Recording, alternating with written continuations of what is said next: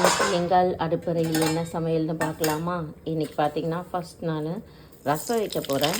So இதுலேயே பார்த்தீங்கன்னா பூண்டு கருவேப்பில்லை போட்டு வதக்கியாச்சு. அண்ட் தக்காளி, மிளகு, சீரகம், பச்சை மிளகா ஒன்று, காஞ்ச மிளகா ஒன்று அரைச்சி வச்சு பூண்டு வதங்கினதும் இதையும் போட்டு நல்லா வதக்கிக்கோங்க.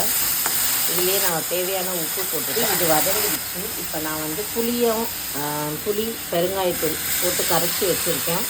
ஸோ அதை நான் ஊற்றிடுறேன். ரசம் இப்படி பொங்கி வர டைமில் எடுத்து கொத்தமல்லி போட்டு வச்சுருக்கேன். இதில் அப்படியே ஊற்றிடலாம். கடுகு பொரியும் போதே நம்ம சோம்பு போட்டுட்டு வெங்காயம் போட்டு நல்லா வதக்கிடலாம். இது பார்த்திங்கன்னா காலிஃப்ளவர் எறா தொக்கு செய்ய போகிறேன். ஸோ 2 வெங்காயம் அரிஞ்சு வச்சுருக்கேன் நல்லா பொடிசாக. வெங்காயம் வதங்கினோடனே இஞ்சி பூண்டு விழுது போட்டுக்கிறேன். கூடவே தக்காளியும் போட்டு வதக்கிடலாம். தக்காளி வெங்காயம் எல்லாமே ஒன்றாவே வதங்கிடும். நீங்கள் உப்பு கூட இதுலேயே போட்டுக்கலாம். தக்காளி வெங்காயம் நல்லா வதங்கிடுச்சுங்க. கருவேப்பில்லை, மஞ்சத்தூள், உப்பு, காலிஃப்ளவர் போட்டுக்கலாம். காலிஃப்ளவர் போட்டு மிளகாத்தூள் போட்டுட்டு நல்லா வதக்கிட்டு தண்ணி கொஞ்சம் ஊற்றிட்டோன்னா நல்லா ஒரு 10-15 நிமிஷம் மீடியம் ஃப்ளேமில் வச்சோன்னா இது வந்து நல்லா ஒரு 90% 100% கூட நல்லா வெந்துருக்கும். வெந்ததுக்கப்புறமா ஃபைனலாக தான் எறா போடணும்.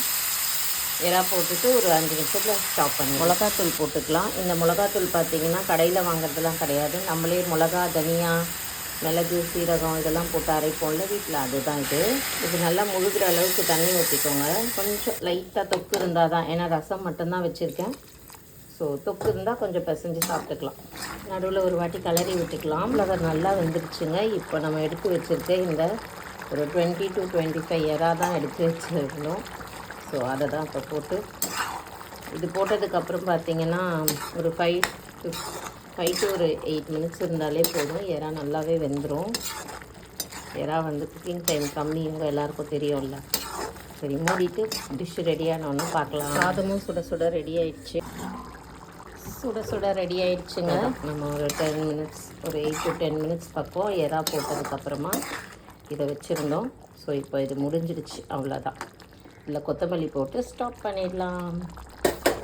எங்கள் வீட்டில் இன்றைக்கி சமையல் முடிஞ்சிடுச்சு.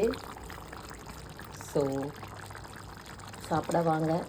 டெய்லி நான் லைவ் போடலான்ட்டு இருக்கேன். ஸோ சப்ஸ்கிரைப் பண்ணி வச்சுக்கோங்க. 50 சப்ஸ்கிரைபர்ஸ் வந்ததுக்கப்புறம் தான் லைவ் போட முடியும். சூப்பராக இருக்குங்க. எறாவும் காலிஃப்ளவரும் செம்மையாக இருக்கும். இது வரைக்கும் நீங்கள் ட்ரை பண்ணதில்லைன்னா ட்ரை பண்ணுங்கள். தேங்க்யூ.